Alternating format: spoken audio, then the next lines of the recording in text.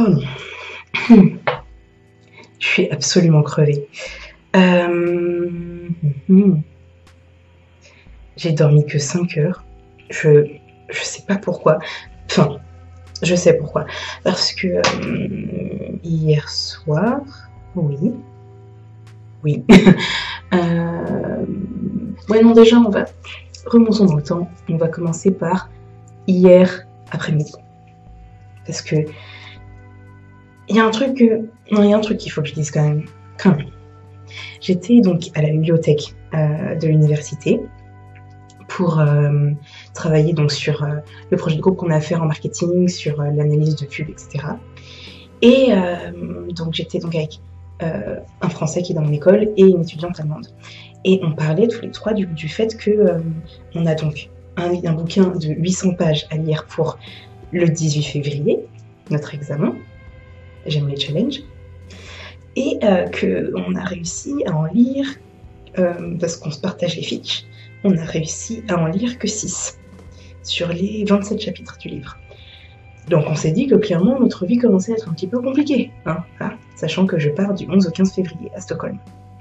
Donc on s'interrogeait sur le fait que normalement, en tout dans la bibliothèque, il y a 4 exemplaires de ce livre. 2 qui peuvent être empruntés pour une durée de 7 jours maximum, et 2 qui sont censés être consultables à tout moment à la bibliothèque, qui sont pas censés sortir de la bibliothèque en fait. Et on en parlait, et du fait que ça fait quand même 4 jours qu'on erre dans la bibliothèque en essayant de trouver ces exemplaires, et qu'on ne les trouve pas en fait. Et là, l'étudiante allemande qui est là depuis plus longtemps que nous, qui est là depuis, du coup ça va faire 1 an, parce je crois qu'elle est là depuis 2 semestres, nous dit qu'en fait, la raison pour laquelle on ne les trouve pas, c'est parce que les étudiants les cachent en fait. Ils font exprès de ne pas ranger les livres aux bons endroits pour que les autres étudiants, comprendre nous, ne puissent pas réviser et genre échouent au test quoi. C'était... J'espère sincèrement ne pas croiser une personne avec une copie de ce bouquin dans les mains, parce que du coup ça veut dire que si une personne a ce livre dans les mains, ça veut dire qu'elle sait où il était. Enfin, jamais on va aller chercher un bouquin de marketing communication entre un Dostoïevski et un Stephen Hawking, enfin, ça n'a pas de sens. Donc clairement, si je vois une personne avec ce bouquin dans les mains dans la bibliothèque, je lui souhaite bien du courage, parce qu'il y a un moment où il faut arrêter de déconner quoi. Enfin, je veux bien comprendre qu'on soit tous là pour réussir, qu'on ait des objectifs et tout, mais il y a un moment où l'accès à la connaissance, normalement tu déconnes pas avec ça quoi. Enfin, c'est n'importe quoi. Je trouve ça assez dégueulasse en fait comme manière de procéder. Je veux dire ça, j'ai pas d'autres mots pour le dire, donc je vais le dire comme ça. Parce que clairement, j'ai fait 2 ans de prépa, donc avant d'entrer en école de commerce, et clairement, avant que j'entre, on m'avait vendu le truc comme étant les Hunger Games, c'est-à-dire que je m'attendais à me faire bouffer en fait quand j'y suis rentrée en 2012. Et en fait, non, pas du tout. C'était comme une famille, peut-être parce qu'aussi c'était une prépa de seconde zone. Et il va falloir que je branche mon ordi. Et on n'a jamais eu de problème de ce genre. Et je me dis, il a fallu que j'aille jusqu'en Suède pour trouver des étudiants qui ont au moins mon âge, sachant que j'ai une année d'avance, donc qui ont entre 20 ans et on va dire 22 ans, parce qu'ils n'ont pas forcé d'avoir 20 ans pour suivre ce cours, il n'y a pas vraiment de limite d'âge. Donc j'ai attendu d'arriver en Suède pour trouver des gens de 20 ans qui s'amusent à cacher des livres pour faire échouer d'autres élèves. Et ça me dépasse. Franchement, je vais le dire comme ça me dépasse. Voilà. Ok. Donc clairement, j'étais pas exactement heureuse en fait quand j'ai appris ça. Donc je sais pas comment je vais faire, je vais passer tous les jours à la bibliothèque en espérant trouver le bouquin, ou alors je vais essayer de craquer trouver un PDF, ou je sais pas comment je vais faire, mais il est hors de question que je paye 50 € pour commander le livre. C'est juste hors de question, donc je verrai bien. On verra bien. C'était mon instant plainte du jour. Et je pense qu'il est justifié. Donc voilà. Après ça, je suis allée pour la première fois au système Volaget parce qu'hier soir, vers 20h, il y avait un beer pong chez donc une des étudiantes françaises. Et donc, il fallait chacun ramener ce qu'on voulait boire, ce qui est un petit peu bizarre comme fonctionnement. Parce que je pense que en France, je pense pouvoir m'avancer en disant que c'est une généralité si je dis que les personnes qui reçoivent cotisent et se débrouillent pour acheter assez d'alcool pour tout le monde. Alors que là, ensuite, si tu veux boire quelque chose, tu le ramènes. C'est un fonctionnement comme un autre, hein, clairement. Au moins, comme ça, tu sais ce que... Il n'y a pas moyen que tu te plaignes, parce que clairement, faut que tu l'achètes. Ce que tu veux voir, faut que tu l'achètes. Donc bon, voilà. Donc je suis allée au magasin qui vend de l'alcool, parce qu'en fait, il faut savoir qu'en Suède, ils ont vraiment une tolérance zéro envers tout ce qui est les drogues et l'alcool, etc. Et ils ont des lois très strictes concernant la consommation d'alcool. Il faut avoir 20 ans pour en acheter ici. Donc, pour une fois que j'étais pas trop jeune pour faire quelque chose, ça m'arrangeait.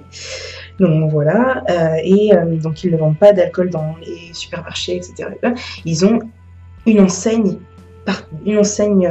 dédiée en fait à la commercialisation d'alcool en fait, et ça s'appelle Système Volaget. Voilà. Et donc il y en a un à même pas 10 minutes de chez moi. Et j'y suis allée pour la première fois, donc hier, pour acheter mes bières pour le beer pong. Et c'était assez marrant parce que... je sais pas pourquoi, mais je m'étais dit que, vu la vie que les Suédois ont par rapport à l'alcool, je pensais que les gens allaient y entrer un peu en se cachant, qu'il n'y aurait pas grand monde dans le magasin. Le truc était aussi plein qu'un Monoprix. Hein. Alors clairement, les gens, ils enfilaient des bières, des tequilas, comme si demain n'existait pas. Ça se voyait que c'était un vendredi soir, clairement. Et ouais, donc du coup, j'ai pris 5 bières, ça allait, j'en ai pas eu pour trop cher. Et donc, du coup, voilà. Et à la caisse, j'ai dû me présenter du coup ma carte d'identité. Et vu que je ne ressemble pas du tout, évidemment, à la photo de ma carte d'identité, la caissière a bloqué. Fait plusieurs regards comme nice hair. Et ok. Et c'était sympa. Et donc voilà. Et ensuite, donc on est allé au beer pong. Je suis tellement nulle à ce jeu. C'est un scandale. Je sais pas. J'arrivais pas à viser les gobelets. Ça m'est arrivé 4 fois de faire un rebond sur la table et que la balle atterrisse dans la poubelle derrière. Ça m'est arrivé 4 fois. Alors clairement, c'est devenu clairement genre une blague avec mon coéquipier, qui devait être d'ailleurs bien désespéré. Mais j'arrivais pas à en mettre un seul. Ça m'énervait. Clairement, je maîtrise pas ça du tout. Vraiment pas. Et donc du coup non, c'était sympa quand même. On n'était pas obligé de faire que du beer pong, évidemment. On a pu parler, on a dansé un petit peu. Le truc c'est que il y avait pas mal de gens qui voulaient partir à un bar / boîte qui s'appelle le Harris et qui est au centre-ville, donc c'était à peut-être 15 minutes de l'appart où on était. Et le truc c'est que le Harris il est gratuit pour nous jusqu'à 23h30 et il était genre 23h10 quand les gens ont commencé à se bouger, donc c'était un petit peu mort. Et le truc c'est que même si t'es dans la queue, si t'arrives devant le cordon à 23h31, t'es obligé de payer, tant pis pour toi. Donc voilà. Et Il paraît que c'est le genre d'endroit, il passe vraiment de la musique particulière, voire nulle, et il faut être bourré pour y aller. Et juste, non, quoi. Enfin, si j'ai pas envie d'avoir à me saouler pour supporter un endroit.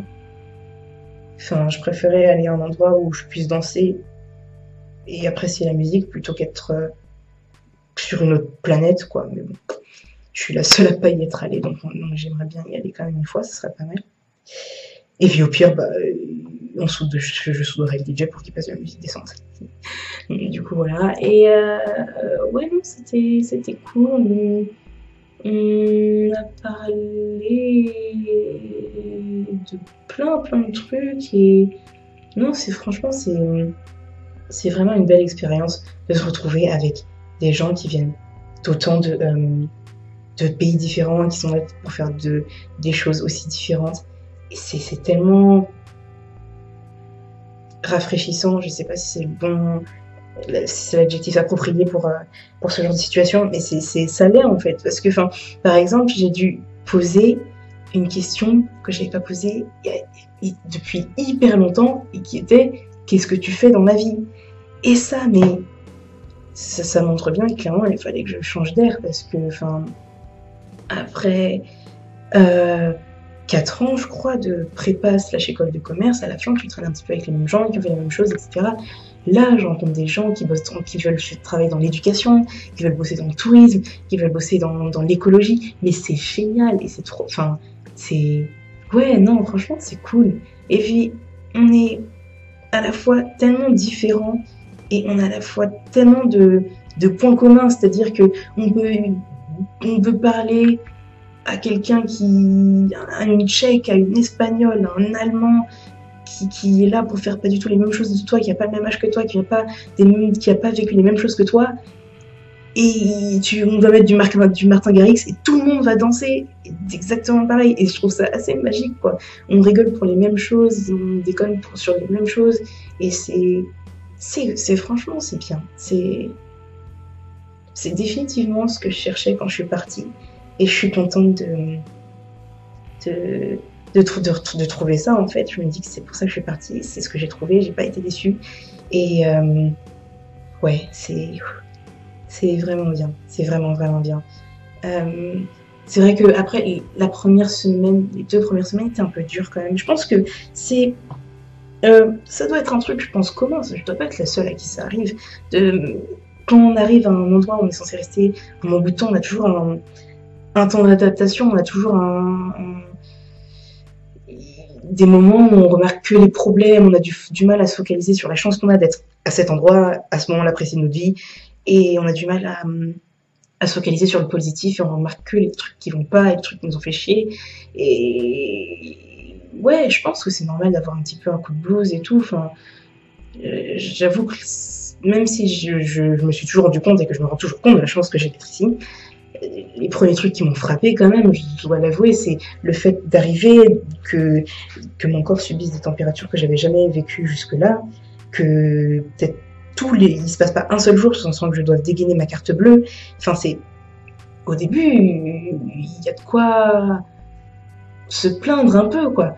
Mais là, ça va, je commence un petit peu à voir le positif dans tout ça, à m'habituer, à prendre mes repères, et là, je pense que ma phase de bitching est terminée. Clairement, et je commençais vraiment à profiter de tout ça. Et ouais, c'est vraiment cool. C'est vraiment cool. Tous les soirs, genre peut-être la dernière pensée qui me vient à l'esprit avant que je tombe sur mon oreiller, c'est mais je suis en Suède quand même. Ouais, je sais pas, non, c'est cool. Ça, j'arrive toujours pas à réaliser que ouais, j'ai eu la chance de partir pour mes études, et que ça va me faire grandir aussi professionnellement, personnellement parlant, et c'est wow, voilà. Et ouais, j'espère que... Et non, je suis plutôt certaine que ça va bien se passer maintenant. Ouais. Puis de toute façon, il faut bien. On verra. Je viens de rentrer de mon cours de marketing.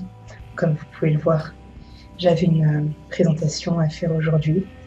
Donc, c'était l'aboutissement de la dernière semaine de travail. On avait donc des publicités à analyser, donc avec l'analyse des couleurs, la stratégie utilisée pour attirer le client, etc. Ça s'est plutôt bien passé, le prof avait l'air vraiment convaincu. Il y a aussi le fait que, vu qu'on était donc 3 étudiants étrangers, on a donc choisi 3 magazines différents et qui venaient d'autres pays que la Suède, donc du coup ça a apporté un point de vue peut-être différent des autres. Et donc voilà. Non, j'avais quelques appréhensions au début quand les autres groupes sont passés. Mais ouais, non, ça s'est plutôt bien passé, j'étais plutôt contente. Maintenant, il faut, de ce que j'ai compris, il faut qu'on crée notre propre boîte, effectivement, évidemment, ou alors qu'on choisisse une entreprise existante et qu'on fasse une campagne de pub pour eux, donc pour la boîte choisie ou créée de A à Z, donc en incluant je sais pas, le benchmarking, les études de marché, la sélection de l'audience ciblée, etc. Et ça pourrait être plutôt pas mal. Le problème subsiste qu'on a toujours pas accès aux livres, donc je pense que ça va être un handicap certain. Donc voilà. Autre chose, dans pas longtemps je vais sortir, je pense faire une petite sélection, on va dire, de choses qui m'intéressent ou m'intriguent ou me plaisent dans la culture suédoise et le faire en dessin. Ça pourrait être pas mal et j'ai hâte de vous montrer tout ça. Voilà. Autre chose, je suis tellement déçue. ISN donc organise un voyage, une espèce de road trip par bateau où on va aller à Saint-Pétersbourg, Tallinn notamment, et il coûte que 260 €. Ça va pour tout ce qu'on va faire. Et le truc, c'est que c'est du 21 au 27 mars, et le 21 mars, j'ai un examen suédois. Donc je ne sais pas si je vais y aller, sachant que donc pour mon semestre ici, il faut que je valide 30 crédits. Avec les cours que j'ai là, j'en ai 45, donc je peux me dispenser en fait de passer l'examen. Du coup, si je passe les autres, j'aurais toujours validé 37 crédits 5, ce qui est plus que suffisant. Donc je me tâte vraiment à louper intentionnellement l'examen de suédois. Oui, on verra bien. En attendant, ce soir, vu qu'aujourd'hui c'est la chandeleur, ce soir on fait une crêpe party. Et j'ai plutôt hâte d'y aller. Il va falloir que j'achète la garniture cet après-midi. Et voilà. Je pense que je vais dormir un peu surtout parce que je fais que dormir ici, c'est pas possible. Parce que je sais pas si vous entendez, mais il y a pas mal de vent dehors et c'est depuis 2 jours c'est comme ça. Il y a de ces bourrasques et de la pluie et la météo ressemble à rien.